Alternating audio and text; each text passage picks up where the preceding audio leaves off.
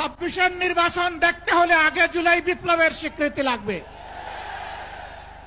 গণভোট ছাড়া বাংলার মাটিতে আমরা আর কোনো কিছুই হতে দেব না। জুলাই সনদ যখন আইনি ভিত্তি পাবে তখন জাতীয় নির্বাচন আইনি ভিত্তি তৈরি হবে, নাহলে সেটা অবৈধ নির্বাচন হবে। যারা জুলাই বিপ্লব মানবেন না তাদের জন্য 26 সালে কোনো নির্বাচন নাই। জাতীয় সংসদ নির্বাচনের পূর্বেই গণভোটের মাধ্যমে জুলাই সনদকে চূড়ান্ত আইনি ভিত্তি প্রদান করতে হবে। শুধু একটা দল বিএনপি, তারা ভোট চায় কখন? জাতীয় নির্বাচনের দিন। বাংলাদেশের মানুষ বুঝে গেছে আপনাদের উদ্দেশ্য ভালো না।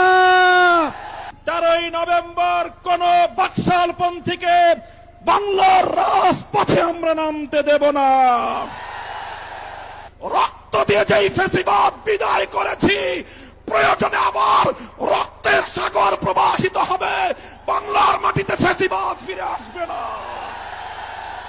সরকার যদি 8 দলীয় নেতৃবৃন্দের শান্তিপ্রিয় ভাষা বুঝতে ব্যর্থ হয়, যেই ভাষায় বললে সরকার বুঝবে আমরা সেই ভাষাই প্রয়োগ করব।